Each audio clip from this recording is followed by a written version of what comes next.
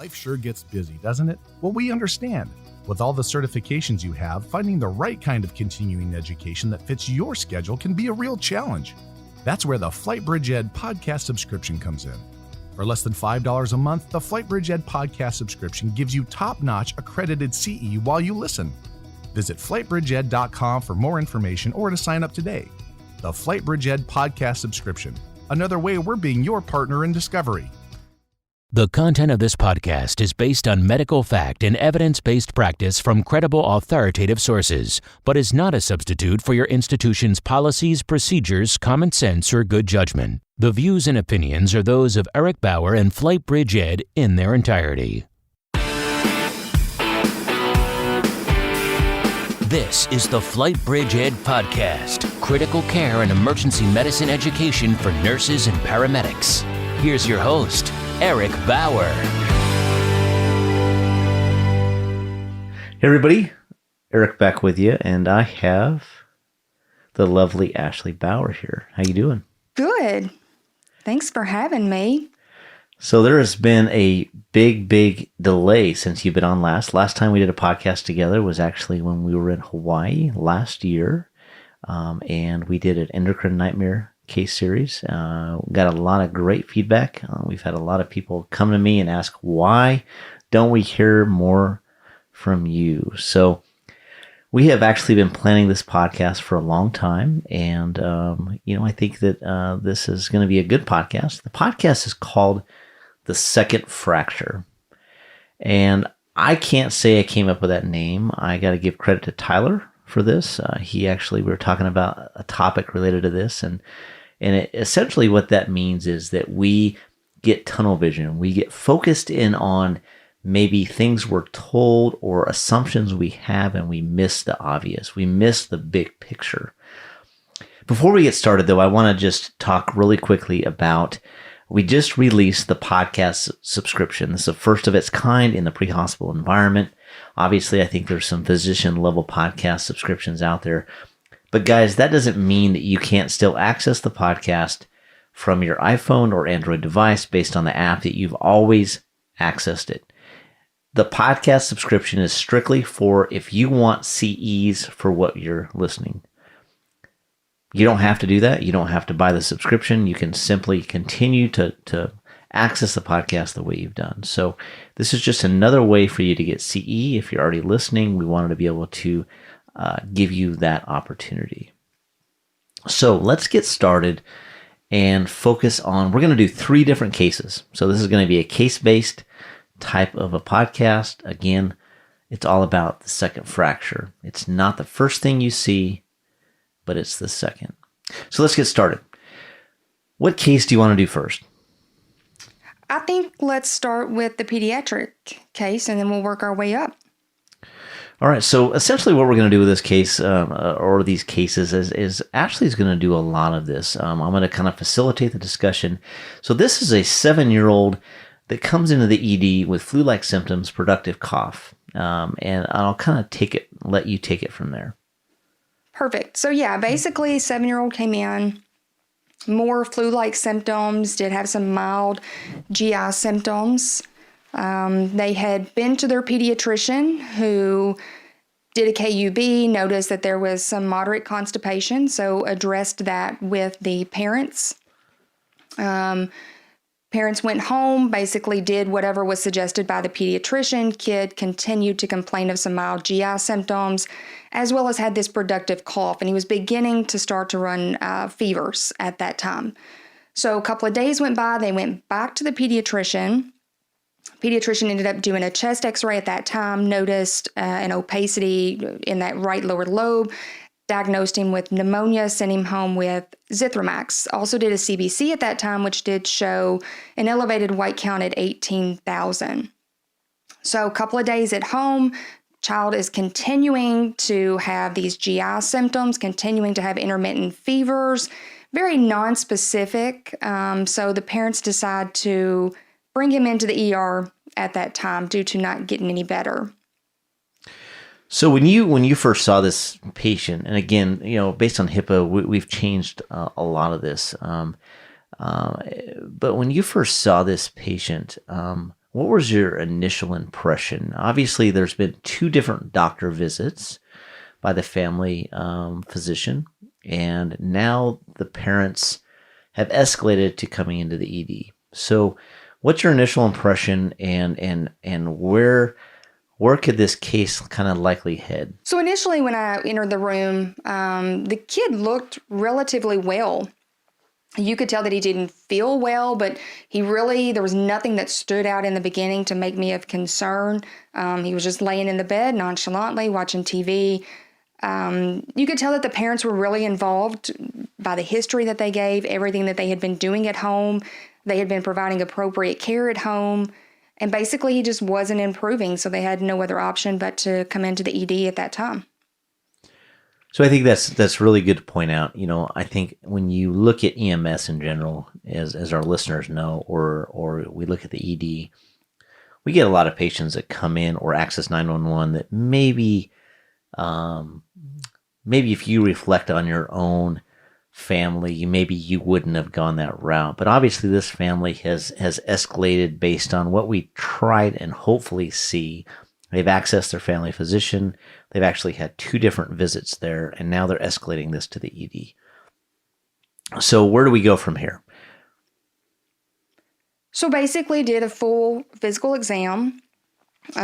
He was febrile whenever he arrived in the ED. He was given medication at that time. It was bringing the temp down. He did have some mild abdominal tenderness, lower abdomen, like right below the belly button, really non-specific as far as left-sided versus right-sided.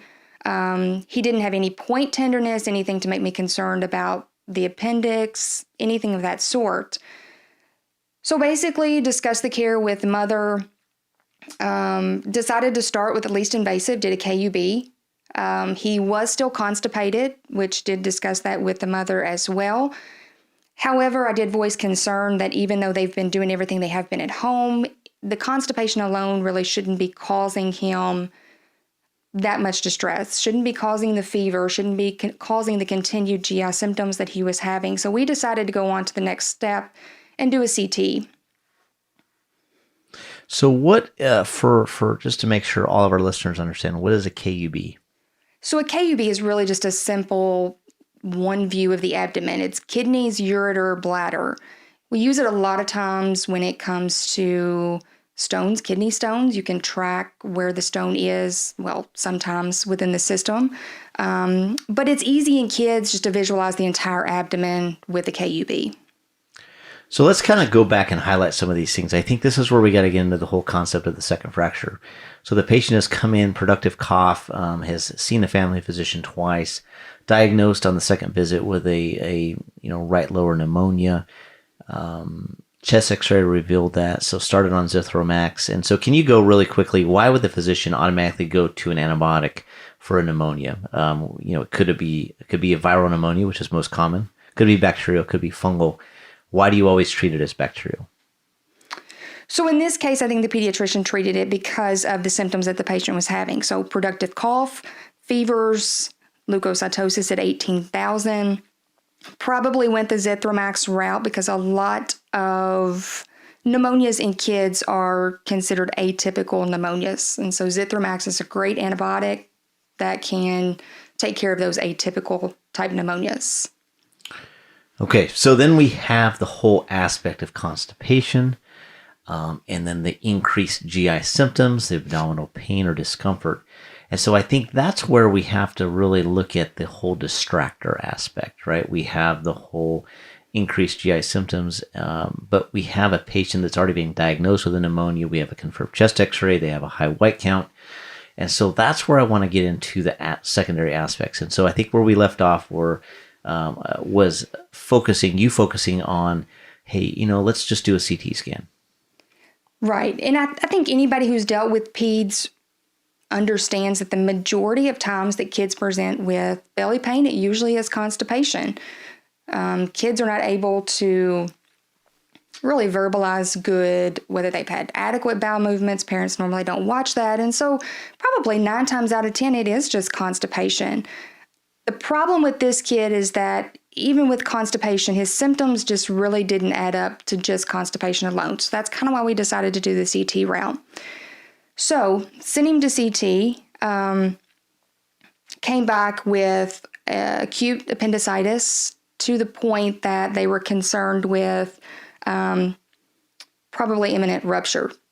Got the call that this kid needed to be taken care of as soon as possible due to the size of the appendix and the surrounding area. So I think that's a huge thing. Let's talk about really quickly your thought process and physicians' thought processes on CTing really anybody, but specifically kids. Is there a criteria? I mean, there's a big focus on that as far as when to do it and trying to limit that. Is that correct? Absolutely. So I think this highlights, and I remember when this case has been years and years ago.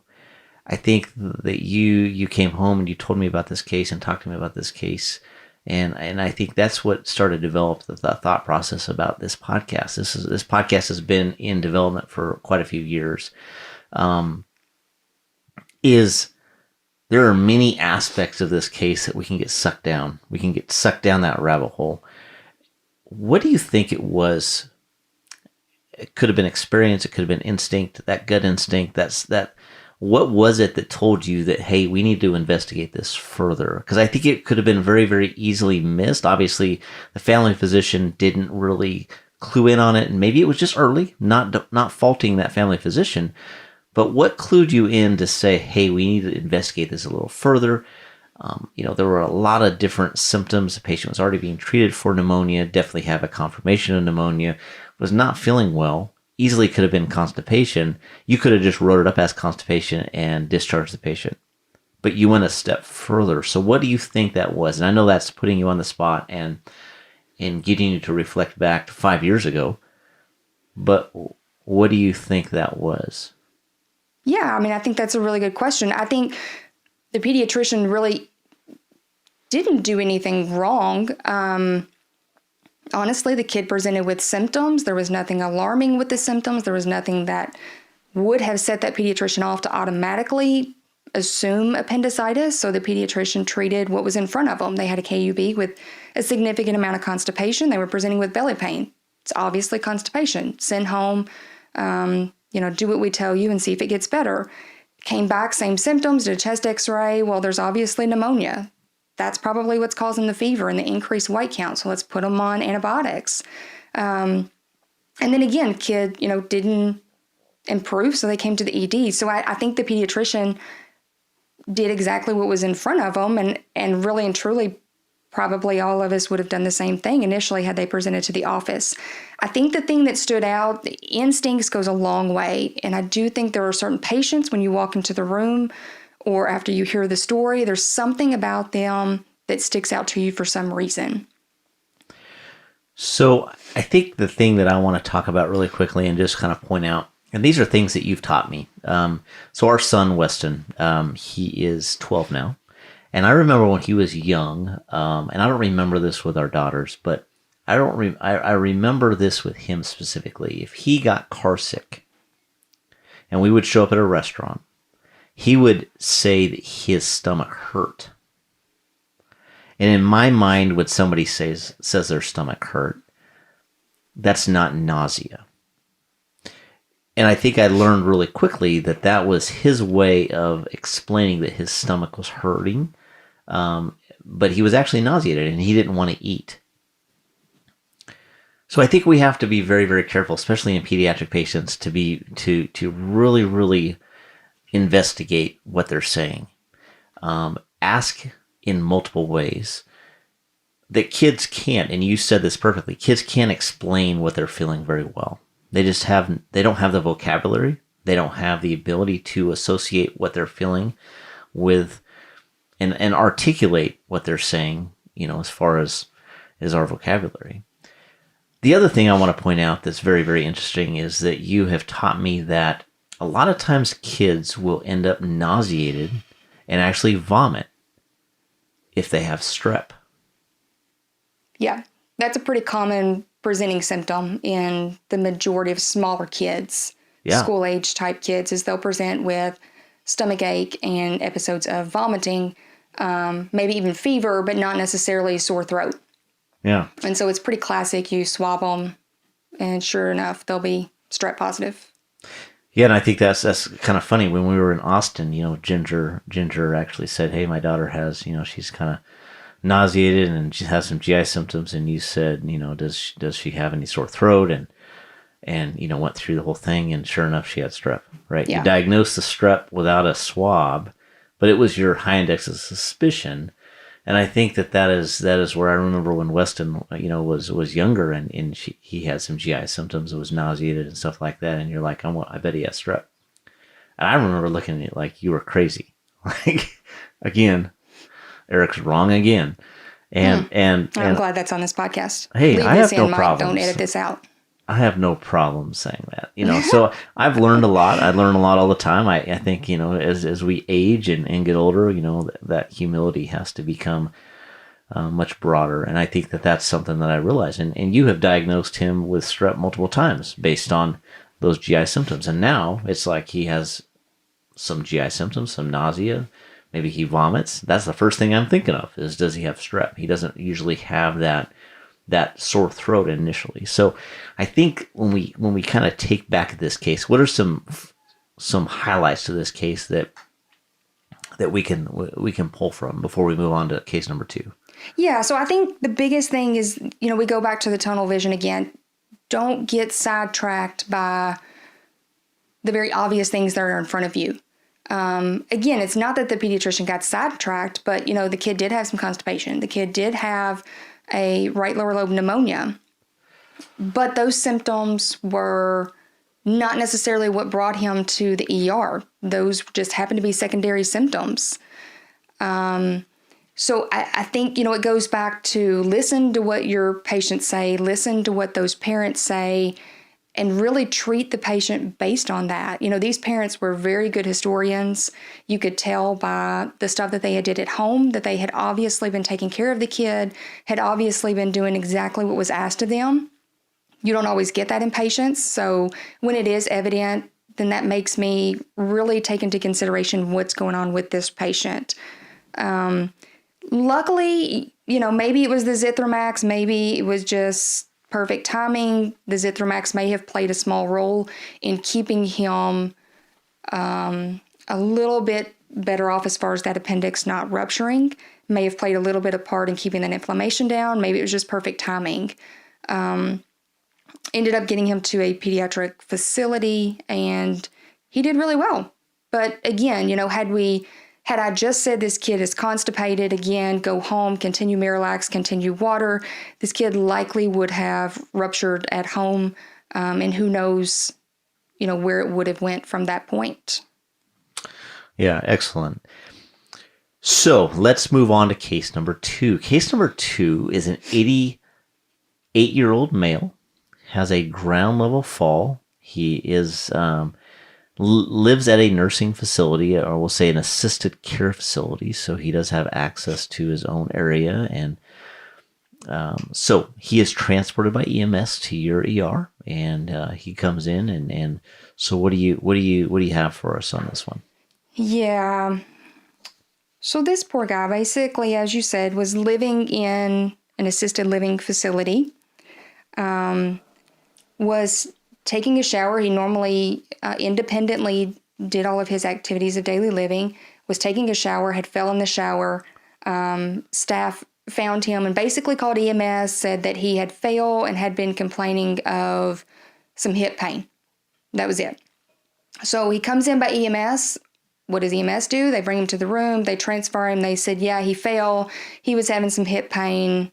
And that's about all they know. So they left. So he was initially triaged, started, and basically he was there probably a good hour and a half before I got in there to see him. I know in a perfect world I should have already been in there and seen the patient, but it doesn't always work that way in the ER. So had been about an hour and a half, went in to see the patient. There was no history on the patient. That's the other problem. The assisted facility didn't really have much information on him, didn't send much in the way of records. So I had no idea what the guy was on medication-wise, what his medical history looked like. When we look at this specifically and you go through an assessment on a patient like this, I have ran hundreds of these calls. Ground level fall at assisted care facility, and very easy to attribute this up to simply loss of balance. Maybe they trip over something. But obviously, anybody at 88 years old, you got to think about cardiac. Why did they fall? Was it a syncopal episode? Was it a near syncopal episode? Did they get dizzy? Was it a TIA? Is it a blood sugar problem? I mean, there's so many things that you have to look at. And I think that's where it's so easy. It's so easy to have lots of these patients over your career. I mean, you could have a dozen of these patients in a couple month period that are very, very similar. And we become almost desensitized. It's easy to remember the previous ones that were nothing and then kind of limit your assessment. And so I think the thing that I found by this case, that when you told me about this case, I really admired that even though you have the same access to those types of patients, the same access that a paramedic and EMT may have in the field or a nurse may have in the ED, you still went the extra mile as far as doing a overall thorough assessment instead of just attributing this to a simple ground level fall. There's nothing wrong. So let's kind of go into your overall assessment of this patient and talk about the different things that you found. Yeah, so, initially upon entering the room, of course, I read the triage note, and it says just that. Fall, had some hip pain, that's what he's here for. So I go in expecting to see just that. Quickly upon questioning the patient, I can obviously tell that he's got some underlying dementia, which was not initially given to us. That information was not provided. The patient was able to tell me that he does remember falling, but he has no idea why he's here because he doesn't have hip pain, and he hasn't had any hip pain, but that's initially what the call came in as. So I get the patient up. He ambulates well. He's a spry little guy. He's even bouncing up and down on his legs for me. Obviously no hip injury, or at least overt hip injury. Did more of a full assessment on him. Listening to his heart, his breath sounds, I then realized that this guy had a pacemaker. So I asked him, what's the pacemaker from? He has no idea. No idea why he has a pacemaker, when it was put in, what it was put in for. He can't give me any history whatsoever. So listen to his breath sounds, and it's clearly evident at that point he's got wheezes throughout bilaterally. He's got significant rails bilaterally. I noticed that he's coughing. He's got a productive cough. So, of course, I'm thinking at that point, is there something underlying in this patient that has caused him to have this fall? Is it as simple of he was in the shower, he slipped, he fell? Or is there something else that's really going on to be of concern? And so that's where we really started to dig a little bit deeper into this patient and try to figure out what's going on with him. So when we look at specifically at his vital signs, and you identify his vital signs, so let's just say he's got a MAP in the 70s. He's got a respiratory rate that's greater than 22, so it's around 24 to 26. And he, again, has a pacemaker, so he's 100% ventricular paced. When you look at a patient like this, right, we know the QSOFA guideline when we're looking at a patient from the perspective of sepsis.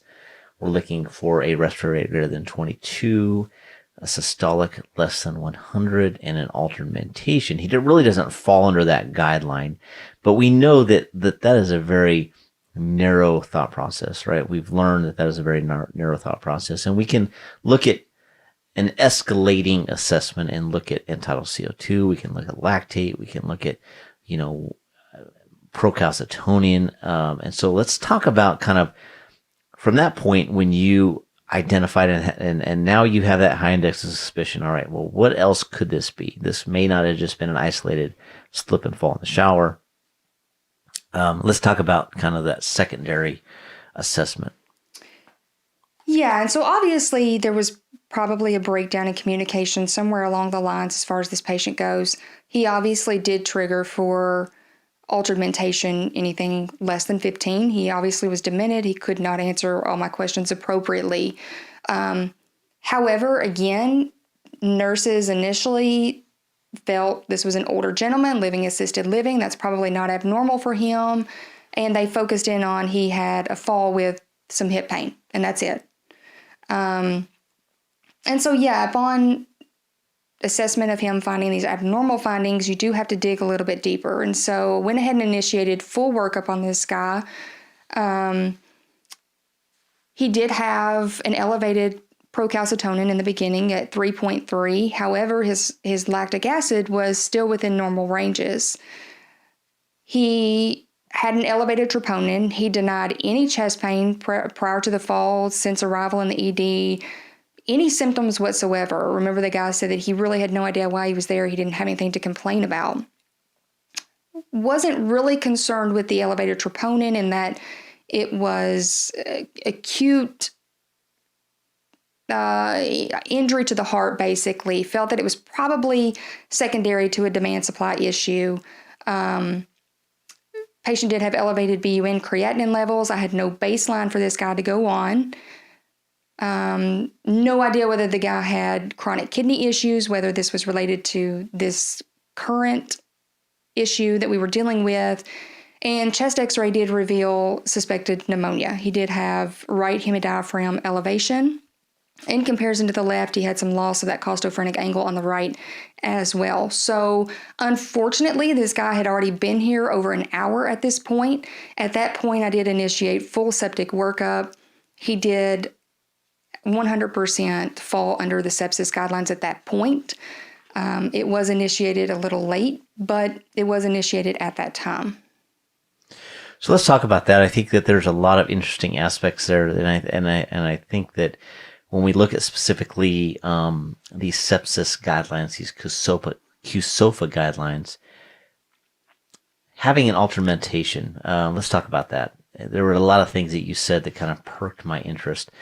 And Mike talks about this a lot when we teach these review classes is, one of the studies that they recently finished, and it's not published yet, is the Resuscitation Outcomes Consortium kind of secondary trial that looked at the CRASH 2 study on TXA. And they specifically looked at, in this study, they looked at TXA in a traumatic brain injury patient. And during that preliminary aspect of planning this study, they really focused on training the paramedics in identifying Glasgow Coma Scale. And I think Mike does this really well. He talks about if you have a patient, for example, in a traumatic brain injury setting that is aware of person, place, time, and event, but essentially asks you and says, hey, I was in a car accident. Was I in a car accident? And essentially is repetitive, right? You tell him, yeah, you were in a car accident. And then he asks you the same thing again 30 seconds later. Does that mean their Glasgow Coma Scale is less than 15? And the answer is no. Their Glasgow Coma Scale is still 15. Right. And so I think that is where we kind of have to bring this back to the dementia side.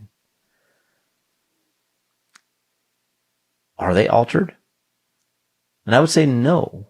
Just because he doesn't know based on his disease process doesn't mean he's altered. So I think it's very easy to construe that.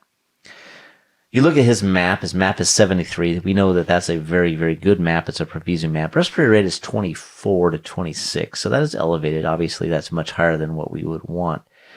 Lactate greater than 2 is kind of that focus. But specifically, a lot of times it's greater than 4 in that initial test. And then after an hour, if it's greater than 4 continually, then that's an alarming number.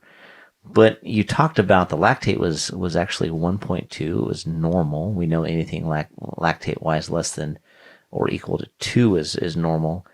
But you said you drew a procalcitonin. Can you talk about procalcitonin? Yeah, so procalcitonin is a little bit more of a sensitive indicator when it comes to infection and sepsis. Normally, if I'm concerned about sepsis, I'm going to draw a procalcitonin, just because we know that there are a lot of situations, a lot of things that can cause that elevation in lactic acid. Doesn't necessarily mean that that patient is septic or has an active infection.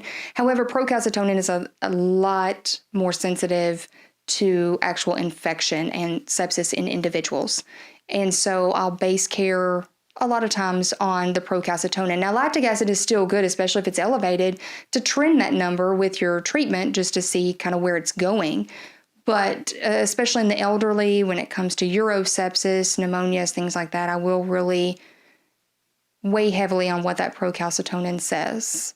So a procalcitonin greater than 2 is what you're looking for in that case, right? Because normally in our body, procalcitonin is non-detectable. Unless you maybe have some chronic inflammatory disease, you may see some lower levels, less than 2. Is that correct? Yeah, it's not abnormal to see those lower levels, but anything greater than 2, you really should be looking at the whole picture. Doesn't necessarily mean that your patient is septic if they're greater than 2, but you really need to be looking at the whole picture, putting all those little pieces together and making the right decision based on everything that you have in front of you. So essentially a greater than 2 is meaning there's a pretty significant surge response. Is that correct?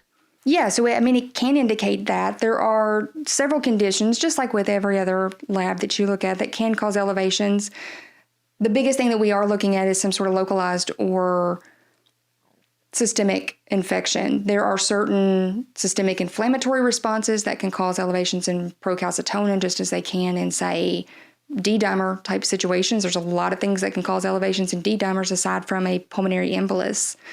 The other thing to consider is if the patient is in end-stage renal failure. This is normally untreated end-stage renal failure that can also cause elevations in the procalcitonin. But yeah, really and truly, we're looking for that localized or systemic infectious process with that lab. Okay, excellent. So let's talk really briefly about end-tidal CO2 and lactate. So remember, guys, that lactate, we've learned a lot about lactate. We've got a lot of smart people out there that are constantly investigating this. And we know lactate is not an indication of tissue hypoxia. I want to state that again. It is not an indication of tissue hypoxia. Lactate is actually formed as a byproduct of glycolysis. Whether we're in aerobic or anaerobic glycolysis, we form lactate. And our body utilizes that lactate, specifically our heart and our brain, as a biofuel. We know that glycogen is released from the liver that's converted to glucose through glycogenesis. That is all stimulated based on beta-2 receptor stimulation. And we know that beta-2 goes along with beta-1, and that is all based on our sympathetic nervous system. So the higher our sympathetic nervous system is basically triggered or fired, the more beta-1, beta-2 receptors that are triggered, our heart rate increases, blood pressure increases, right? That's our sympathetic response. The more glycogen release is secreted from the liver to process and start that breakdown into glucose, glycogenesis. That glycolysis phase starts, goes through the Krebs cycle, ends up into the last phase, which is called oxidative phosphorylation. So that whole aspect always produces lactate. So lactate is an indication of stress. And you can relate this back to if we go run a marathon, we go do CrossFit, we do anything that is exertional in nature, our lactate has to increase. And that lactate increases as a secondary byproduct of glycolysis, because remember, that whole 3-phase process is all about ATP production, and that's where our cells pull that energy in the mitochondria for cellular energy and function. So lactate is an indication of stress.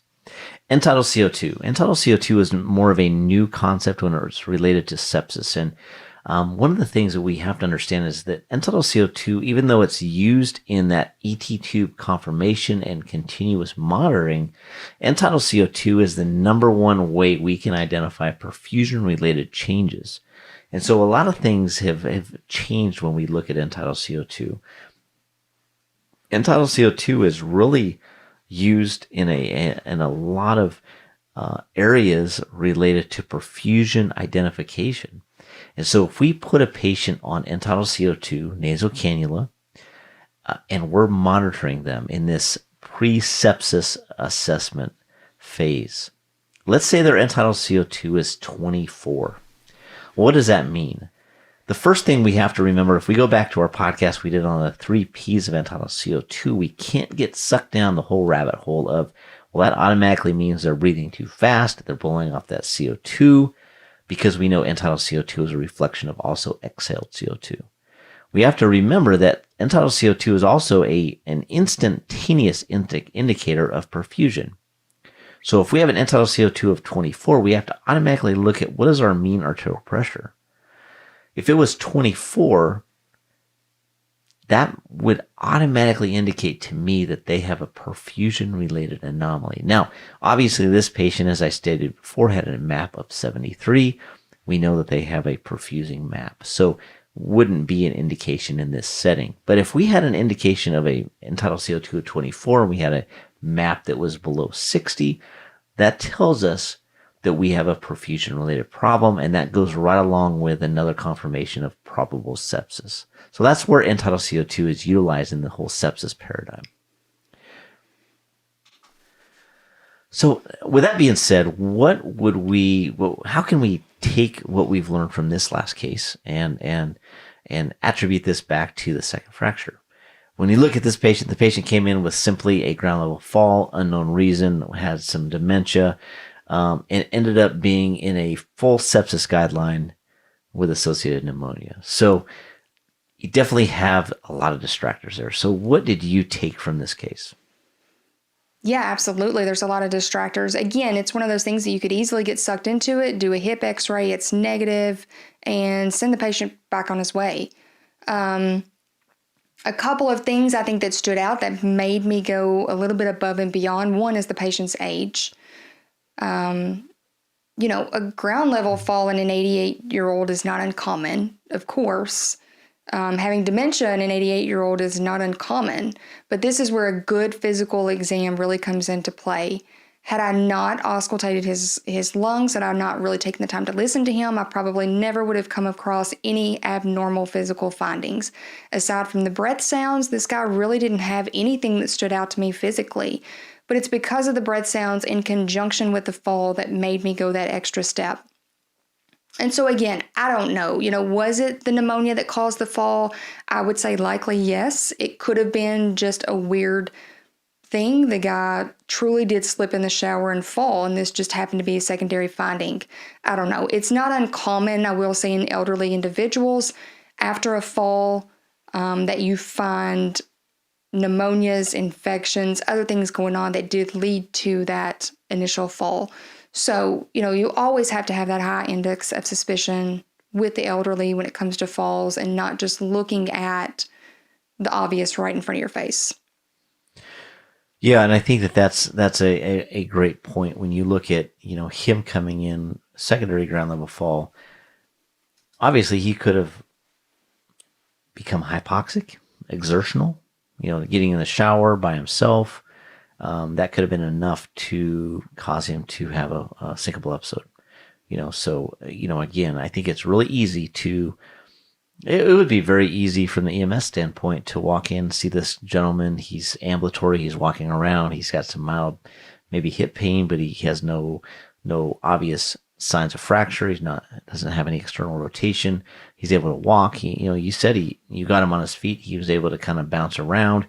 To easily move past this and even get a refusal, right? It easily could have been like that. And the other thing I want to kind of point out is when you look specifically at him from the perspective of assessment.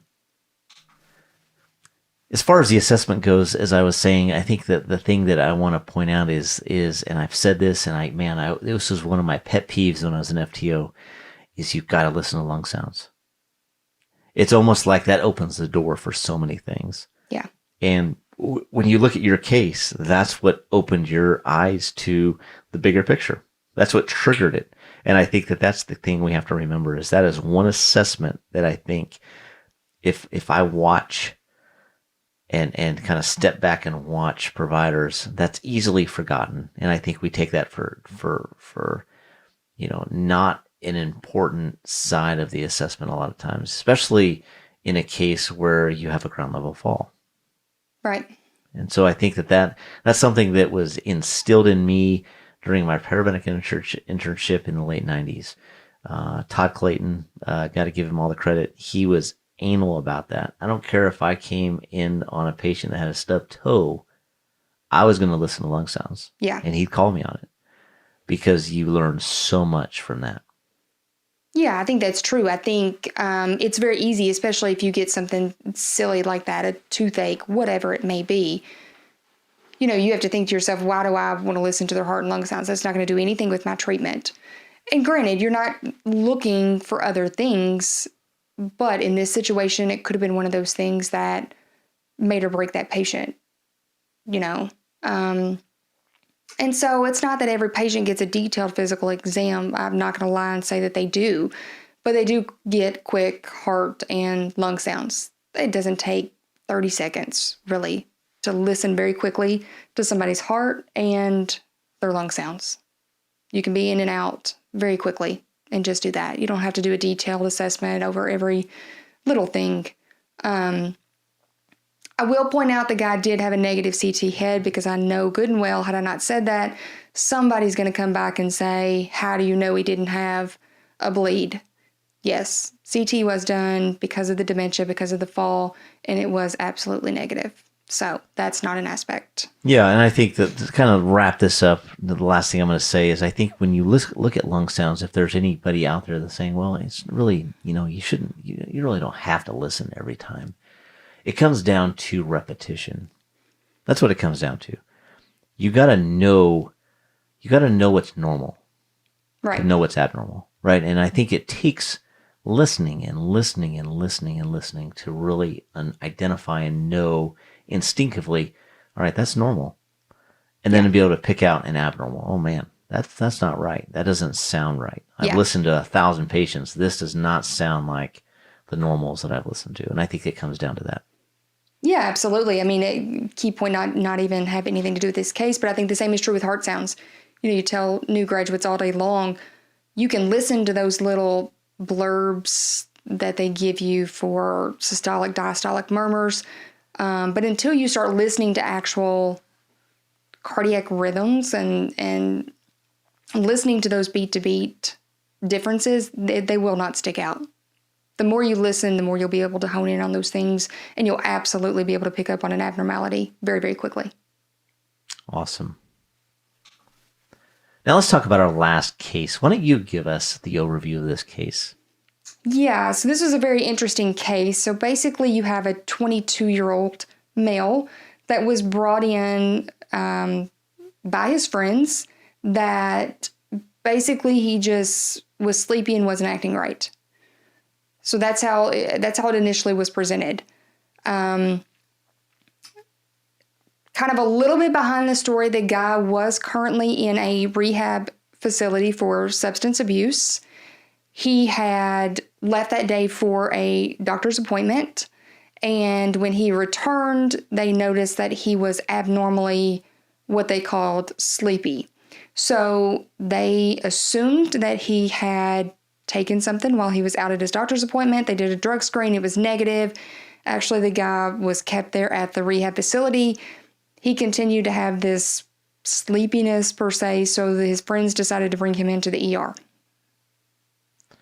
So he comes into the ER by private vehicle, by friends, so non-EMS, so he doesn't come in through the ED. So he comes into the ED. He goes into the waiting area and is going through the triage process like you would if you come in the normal entrance, correct? Yes. Yeah, so he was brought in the normal ER entrance, not EMS bay, anything like that. So he presented to triage initially. And that's basically what his triage note says, that he was sleepy, but he was alert and oriented times 3. So let's talk about some distractors here. These are things I'm hearing, and I guarantee that I'm guilty of this, that where you run thousands of calls, and I remember being a paramedic in Portland, Oregon, and running just call after call after call, and the amount of calls you run, and it's not just isolated to where I worked. It's everywhere. It's everywhere. Every one of you guys have experienced this. When you look specifically at a patient from this perspective, it's easy to get sucked into, and that you get that immediate kind of, you get angry. You're like, golly, another one of these types of patients where it's a substance abuse problem, it's a drug overdose problem, it's a system abuser that we say. And so I think when you look at this, they come into the ED. I guarantee this stuff was relayed to the triage nurse. Is that correct? Yes. Past history, right? In rehab for drug abuse. Friends find this patient now somewhat altered and sleepy, and that's why this patient is here. And then you have to look at, does the ED staff know of this patient already? Has this patient already been to that ED before? And a lot of times that's the case, right? We have these system abuser type patients that we see over and over and over and over. You get to know their address. You get to know, just based on what dispatch tells you, this is that same patient. Right. So let's continue. Right. So I think that's initially what happened, that the triage nurse found out that he was in a rehab facility for substance abuse. He had left the facility that day for other matters, whatever they may be, and had returned, and he was sleepy. So they automatically assumed that he probably had taken something while he left the facility. Unfortunately, this individual did not make it back to a room for probably over an hour after he presented to triage due to the volume at that time. So he gets brought back to the room. The individual I noticed, I happened to walk into the room about the same time, is unable to stand out of the wheelchair that he was in. His head is slumped the entire time that he was being brought down the hallway, which is what made me stop and go in the room to begin with. The patient would not respond to any of my questions. He had no discernible language whatsoever. He would grunt, he would make sounds, but there was nothing else there. He would not answer questions. He would not stay awake long enough to even focus on me or anything that I was trying to do to him. So automatically something isn't right. There's that automatic high suspicion in my head that's going, something's not right. This guy just does not present as an intoxicated individual at all. So basically we get the guy on the stretcher and he gets a full assessment, head to toe. There's something that we're missing with this guy. We do find an abrasion on his knee that appears to be partly fresh. Otherwise, there's absolutely nothing going on. His pupils are fine as far as size-wise. They are equal. They are reactive. But there's something not right with this guy and the way he's responding. So we continue on. We're continuing to look him head to toe. And it's finally noticed when you look at the back of his head, you have to dig around. But when you feel the back of his head, you can feel a knot on the right back of his head. And when you dig a little bit deeper, you can see a small hematoma on the back of the head. So we basically have gone from a point to where he was triaged in the waiting area by the triage nurse. There were a lot of aspects there that probably went into why he was triaged the way he was. He could have had a history with that hospital. He could have, just based on the presentation and what was told to that triage nurse, he probably was triaged at a level 5, right? Not urgent, probably not a big deal. And then all of a sudden, after sitting in the waiting room for an hour, he's now back in the ED. You get the patient. And I think one of the things that I want to focus on is just based on, obviously, we're talking on a podcast. You visually looked at this patient and you could see something was wrong. But I mean, I've had many patients that were very much like you described. They easily could have been in an intoxication and overdose. And so I think that's hard to depict this on a podcast. And it would be very easy You take 100 different providers, I guarantee there's going to be a percentage of those providers that fall under that same rut. They look at the triage note, they look at the initial presentation and what the friends say, and they easily could have gone down that same road. And I guarantee this happens in the EMS side. You get the same patient, and I guarantee this patient is going to get Narcan. I guarantee it. And that is not the right approach, right? We just don't throw Narcan on every single patient. I think that's just very cookbook in our approach. This patient probably needs a blood sugar and stuff like that. But overall, they need to have a thorough workup. So where did we go from here? Right. And so the patient did immediately get blood sugar, which was absolutely normal. That's the first thing we do in these situations. I think it comes down to presentation. And let me just say, I'm not on top of every single individual that comes that's intoxicated. There have been many individuals that have surprised me in that they have lit up a tox screen like a Christmas tree. However, there's something, and again, it comes back to instincts. There's something with this individual that just did not add up. His presentation did not add up to acute intoxication. Something wasn't right. And so then we have the hematoma on the back of the head, which honestly does not appear to be really significant. You can tell that he's hit his head, but I have no idea where that came from, whether that occurred today, whether that's been a recent injury. His friends are now gone. Of course they are at this point.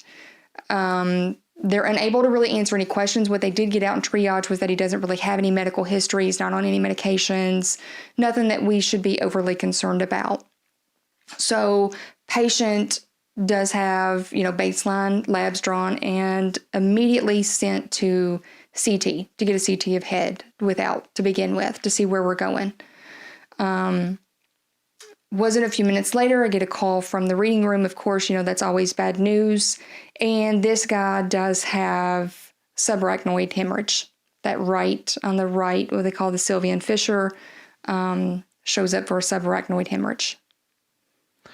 So let's talk about that. So I think there are a few things that I want to bring up when you look at specifically at that overall assessment. And obviously I'm not trained like you are or to the level that you are or a physician. But it's real easy to miss the obvious.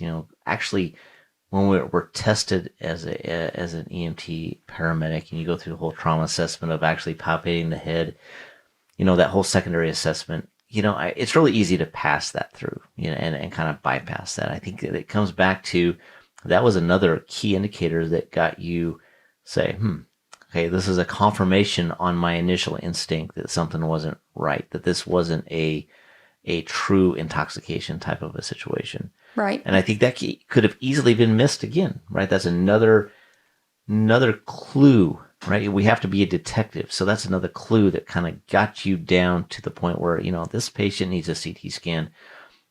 Now you have a confirmed diagnosis of a subarachnoid hemorrhage. And we talk about subarachnoid hemorrhages in our classes.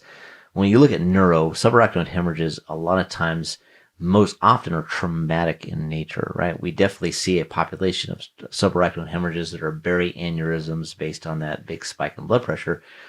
But the majority of traumatic or the majority of subarachnoid hemorrhages are traumatic in nature.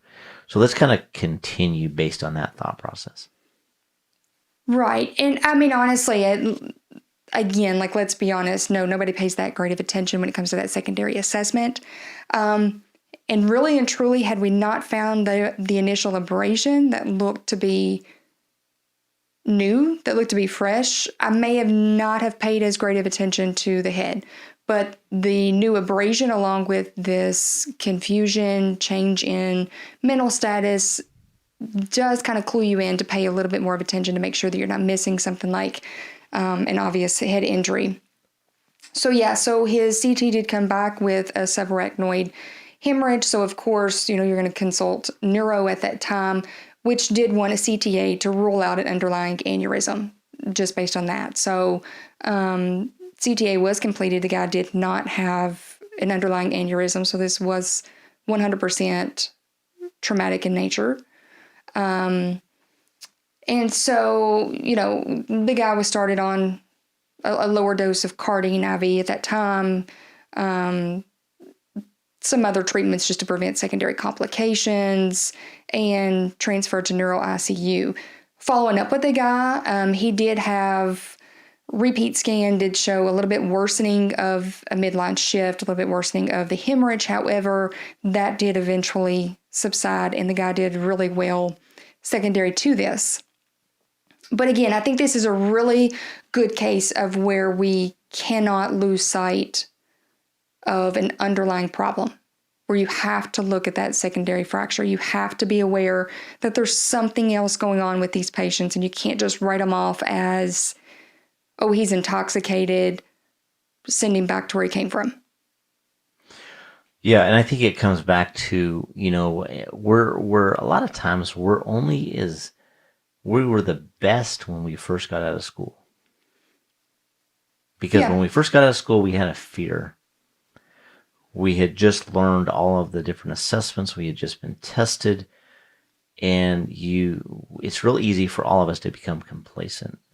And I think this podcast is a reminder that if, let's say, in general, we have 10 assessment points we need to do on every single patient, we have to make sure we do all 10 assessment points. We can't skip assessment point number 2, 4, 6, and do the rest. Or we can't just do 1, 2, and 3 and forget the rest. We have to be diligent about doing a full assessment on every patient and make sure, because we know that there are going to be atypical presentations, that we don't always have a cause and effect type of a situation. We may have multiple different assessment findings that could be a multitude of things, and we have to investigate each one of those. And I think it comes back to every one of these cases we've talked about. There have been very vague or very normalized types of presentations that were found to be pretty significant, with a little bit more in-depth look at that patient. Right. Yeah, and I think you make a good point that we are at our best right after graduating, early on in the game. And unfortunately, working in EMS, working in the ER, you do become jaded to people. I know that's a bad thing to say, but you see the worst of people. You have to deal with those people on a daily basis. And so it becomes very easy to basically write everybody off.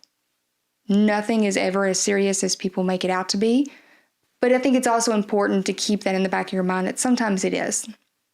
Sometimes things are as bad as people make them out to be. Sometimes it's not just constipation, or it's not just, oh, he's an addict who has now relapsed and went and got high again.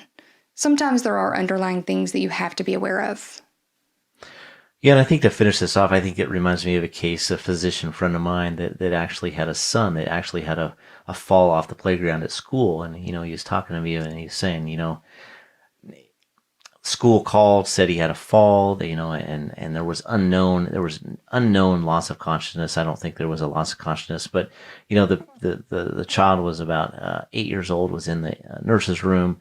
He's a physician, he's an ER physician, he's an ex-paramedic. We become desensitized. Things are not an emergency, so it's really easy. And you ask our daughters, they'll say the same thing. Don't come to me. They'll say, Dad always said, don't come to me unless you're freaking bleeding to death or your arm was cut off. And Right. it because we don't have that same level of anxiety towards things. And essentially to make this case in point, this child kept decompensating. He said, oh, he's fine. He just had a little fall. Ended up having an epidural bleed. Yeah. Decompensated to the point where he was unresponsive and ended up having an epidural bleed. Honestly, the wife ended up saying, hey, something's not right. We need to look at this. And he asked a few more questions. They transported him to the hospital and it was identified and had a good outcome. But he felt very, very bad because he immediately thought it was nothing. And I think we can easily do that with not only our family, but to our patients, right? We've all seen thousands of patients. It's easy to become desensitized. We become robotic in what we do. And I think we have to always have that fear And I think it comes back to also education. Always have the fear that you're not going to know something. I know that's what's driven me. That's what continues to drive me, is I don't like not knowing. I like that curiosity. And so is there anything you have left to say or add to the case?